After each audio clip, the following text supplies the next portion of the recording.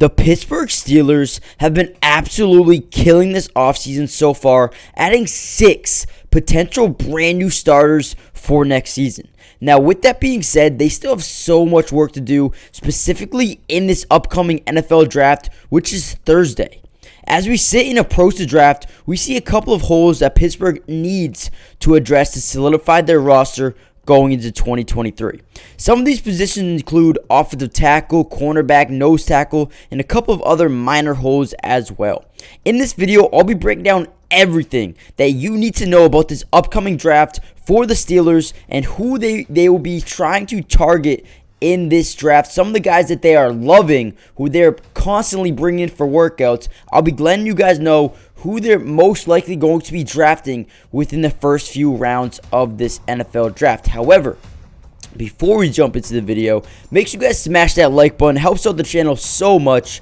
So let's see if we can get the video up to 400 likes. Also, subscribe to the channel if you're new. Join the family. I will be covering the Steelers and the rest of the NFL all year long. And one last thing, comment down below, who do you want the Steelers to draft with their number 1 overall selection in this year's NFL draft? Now, without any further ado, let's jump into today's video.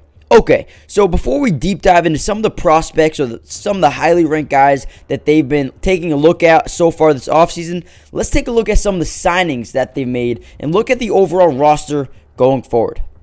Offensively, the Steelers have added a couple of offensive linemen who will right away make an impact on this team. The main 3 being Isaac Seumalo, Nate Herbig, and LaRaven Clark. As we sit here today, it seems like Seumalo will be a day 1 starter, an immediate upgrade at the position. It will just make this team an overall better offensive line from day 1 going forward. As for LaRaven Clark and Nate Herbig, they will most likely add a competition, a leader aspect, or just overall depth to the offensive line, which I think will primarily help the development process for so many more of these guys on the offensive line, especially maybe potentially a young guy coming in here within the next few days now. But like I said, I think it's going to bring an overall competition aspect, forcing guys to work harder, play harder, and become overall better football players due to all the talent on the offensive line. Now, a thing I like to talk about for offensive lines is if you have a ton of guys who are,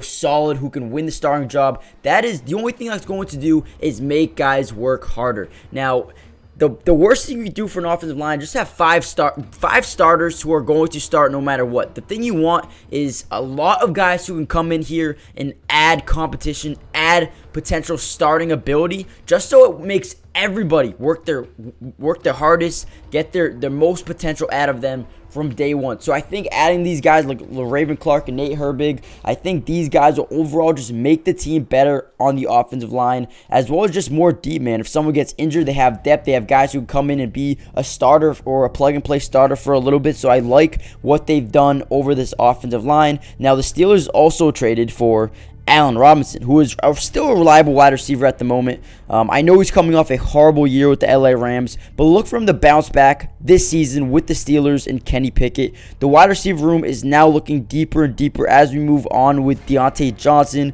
George Pickens, Calvin Austin, who I really like, and now Allen Robinson. Now, when you asked me what the Steelers need the most coming in the offseason, I would have said helping Kenny Pickett be more comfortable and giving him more weapons. So this offense will be better strictly from the fact that he's getting another season under his belt as the main guy. And he's going to develop a little bit more over the offseason. But also, it's going to improve because they're starting to build around him, getting a solid offensive lineman, a left guard, Isaac Seumalo from Philadelphia, bringing in a wide receiver, and Allen Robinson, who's a veteran, can be a immediate blanket, a safety valve for Kenny Pickett. I mean, I love what the Steelers are doing offensively. They have to build around Kenny, and that's what they're doing. When you look at the offense overall, you got, like I said, Deontay Johnson, George Pickens, Allen Robinson, Calvin Austin. You got Gunner. You got Miles Boykin, right? And then from there, the offensive line looks to be getting better.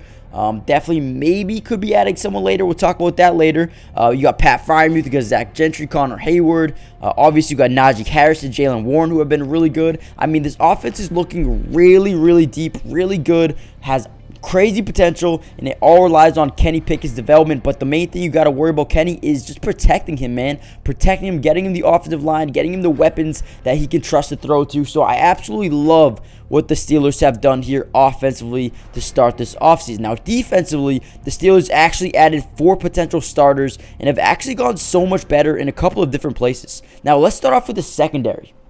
Now, the Steelers lost Cameron Sutton in free agency and instantly replaced him with a veteran in Patrick Peterson, who is actually coming off a huge season and looks to carry that over to the Steelers next season. Now, the thing I love about the signing the most is his leadership, his ability to help young guys develop as well. He is such a great mentor, as well as a day one starter for the team going forward, who will most likely be looking to add a cornerback to this roster in this draft, which again, we'll talk about a little bit later. But they also brought in Keanu Neal, a Swiss Army knife DB who can also play linebacker as well.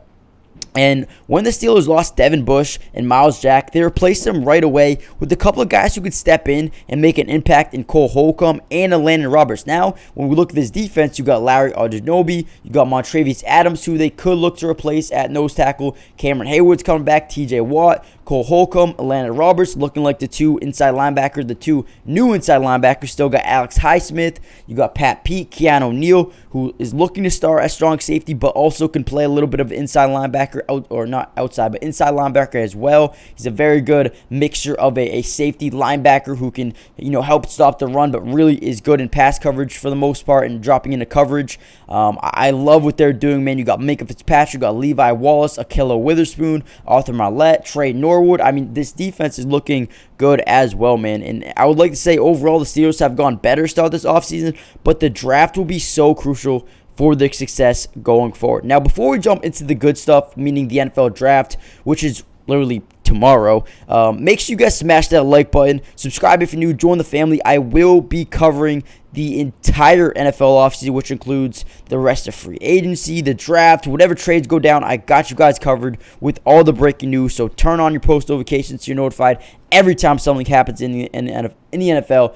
But yeah, let's get right back into the video. So the Steelers have the 17th overall pick in the first round, but are very interested in jumping up in the draft. They also hold the 32nd overall pick from Chicago. Now, with that being said, they have the ability to move up or either move down if they want to gather some more picks. But there are some rumors going on, and one of the biggest rumors going on is them trying to, they're thinking about the possibility of trading up for defensive tackle Jalen Carter out of Georgia, which at this point seems very unlikely. He's a top consensus pick who has been sliding down the rankings due to some off-field issues and some combine measurements, but still seems to be one of the best players in this draft throughout it all. The Steelers have thought about making the trade up, but it might just be too hefty of a price, but it's not totally out of the realm of possibility.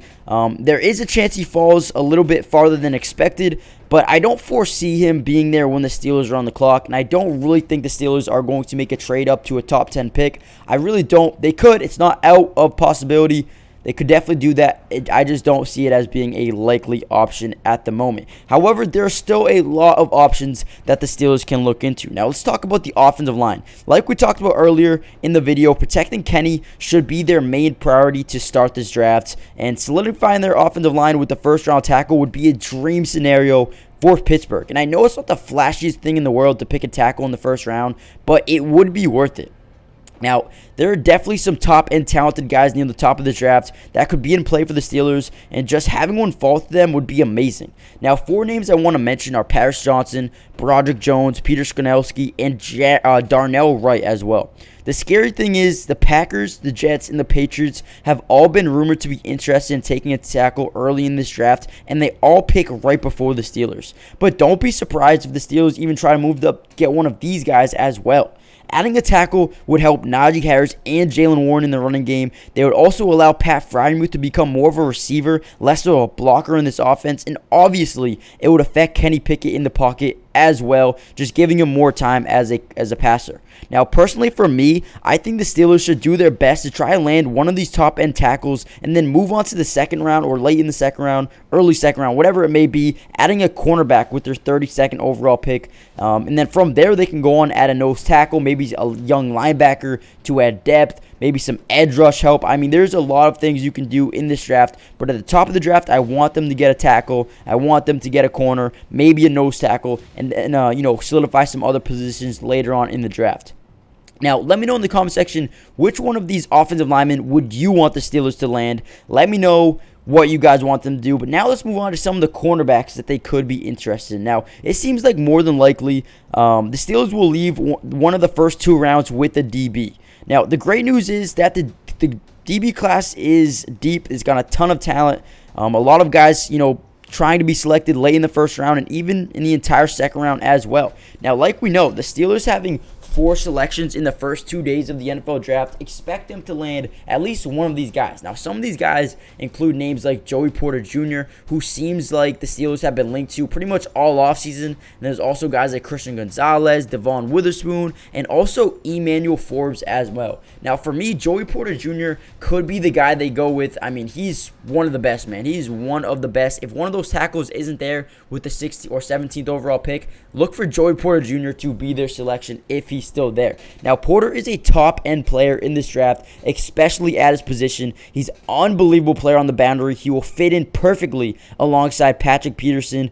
Porter is a lengthy corner who's very physical at the line of scrimmage and possesses a good speed for his size as well. An overall phenomenal prospect that could fall into the Steelers' lap at 17. Now, if the Steelers do land a tackle at 17, they could easily still get a solid cornerback in the second round of this draft, especially a guy who I like, Emmanuel Forbes. Now, if you don't know Emmanuel Forbes, you need to go watch some of his tape. This dude is an absolute ball hawk and possesses some talent to make plays, force turnovers on every single snap.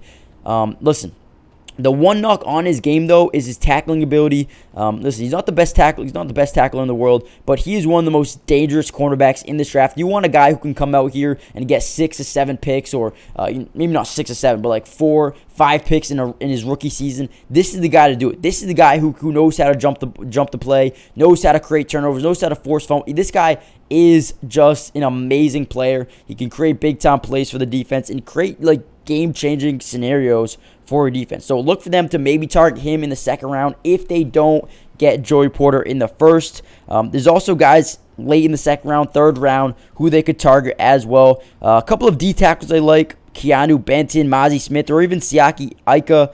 I think most of those guys could be there in the late second, third round for the Steelers as well. So look for some of these positions to be, solidified for the Steelers going forward. Let me know which one of these positions you guys want them to go out and draft in this first round. Like I said, we got Jalen Carter. They could be going with a D tackle. Listen, you got Montravius Adams and Cam Hayward at D tackle. I think Montravius Adams, he's a starter right now, but look for him to maybe potentially be replaced by a Jalen Carter or someone they draft in the second, third round of this draft. You also got cornerback they can get. You got wide receiver they could sure up, solidify late in the draft. You got, what else? What else do we say? Offensive line, the tackle position. There's a lot of positions, a lot of options the Steelers could look to target in this draft. Let me know what is your favorite. What do you guys want them to do? The draft is just tomorrow, and I will be covering it, so make sure you guys comment down below some of the names you want the Steelers to draft. Subscribe if new, join the family, and I will be seeing you guys tomorrow during the NFL draft.